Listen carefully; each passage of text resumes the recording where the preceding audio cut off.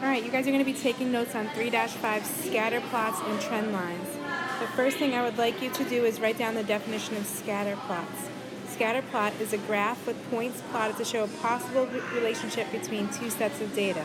There may or may not be a relationship, and we'll talk about that when we get to correlation, but that's what a scatter plot is. In order to graph a scatter plot, you just take the information that's provided. This is about endangered species here, so this would be the calendar year and the number of endangered species that there were. And so in 1996, we had 91, so they plotted that. In 1997, there were 79. And you can tell it's just kind of an approximate because we're not going to put these exact numbers on the graph. In order to get all the way up to 91 on the graph, they counted by tens. So it's just kind of approximate, and these are just plots. These are discrete graphs because they're just points. So here you want to be able to pick which graph represents the data. So this table shows the number of points scored by a high school football team in the first 4 games of a season. So it gives you the game 1, they scored 6, game 2, they scored 21, etc. And we want to find which graph is correct, A, B, C, or D. So pause the video, see if you can find it, and hit play when you're ready to hear the answer. The answer is D. So C is missing a point. D is correct. A can't be correct because they have the games and points scored mixed up on the X and Y axis there, so that's why that one's incorrect. B has 5 points, there should only be 4. A correlation describes a relationship between two data sets. So I want you to write down the definition of the correlation there. And I also would like you to draw out a positive, a negative, and no correlation graph. So pause this in order to take a minute to draw out the positive, negative, and no correlation graphs that you see here. It doesn't have to be exact, but get the general idea. So for the positive graphs, they're all going uphill. As we read from left to right, this is going uphill, that's why it's positive. For this graph, it's going downhill, that's why it's negative. And in the graph at the end, it's sort of like a blizzard, a snowstorm. There's like nothing really happening here. It's not going up, it's not going down, it's just kind of everywhere. Another thing to notice is that when you have a positive correlation, both sets of data increases. So as one thing increases, the other is going to increase. Or as one decreases, the other decreases. This is going to be helpful when we get to some questions later. For a negative correlation, as one increases, the other decreases, or as one thing decreases, the other increases. So for instance, for a positive correlation, the more you study, the higher your grade. So they're both increasing, okay? The less you study, the lower your grade. That's still a positive correlation because they're both going in the same direction.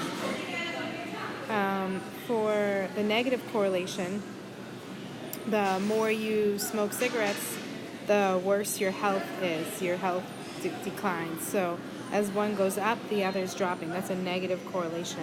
And no correlation would just be two unrelated things, like the warmer it is outside, the better I do on my quiz. Not related. Add the arrows to your notes, because this is going to help you with the later problems. So in the top example here for TV watching and test scores, describe the correlation illustrated. Well, since it's kind of all going downhill from left to right, as we read from left to right, that's going to make it a negative correlation.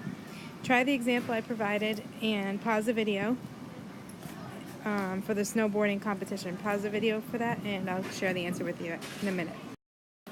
Okay, so for this graph, since a lot of the information is going uphill as we read from left to right, it's going to be a positive correlation.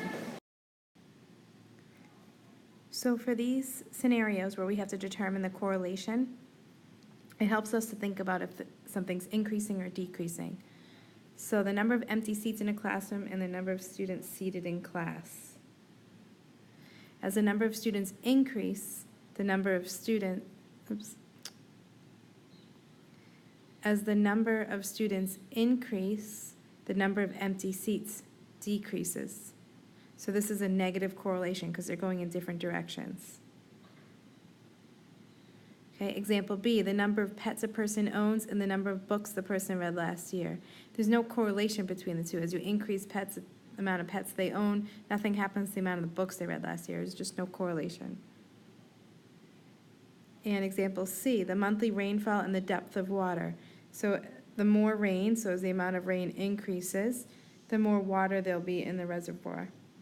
And so those are going in the same direction, so it makes it a positive correlation. So pause this and try 3A, 3B, and 3C, the examples given to you, and I'll give you the answers. So for 3A, the temperature in Houston and number of cars sold in Boston are not related, so there's no correlation. So none or no correlation is fine. 3B, the number of members in a family and the size of the family's grocery bill. As the amount of members in the family increase, the size of the grocery bill goes up. And so that makes it a positive because those are in the same direction. They're both going up. The number of times you sharpen a pencil, so as the more you sharpen your pencil, what happens to the length of your pencil? It gets shorter. So the more you sharpen it, the smaller your pencil, I guess I'd say. So that's a negative correlation.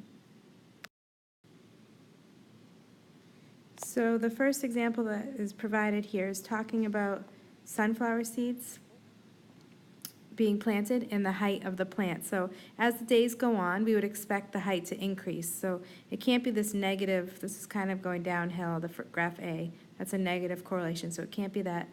In graph B, it's including a full coordinate which has negatives. We do not have a negative height, so it can't be graph B. So it has to be graph C, where we have a positive increase over time. The height is going to increase, so it's going to be a positive increase. And so the answer there is graph C. And so take a second and try example 4. Okay, in example 4, as the time increases, as you go to the right on the graph, the temperature will decrease, so the Y values will drop. So as we go to the right, the Y values are going to drop. And we're not going to be in the negatives, so it's not going to be graph B. And so it's going to be graph A on this one. We can use scatter plots to predict trends over time. So when you have your scatter plot, like up in the top right corner, where it has no line in it, we see that positive correlation there. So I can go to, let me get my pointer out.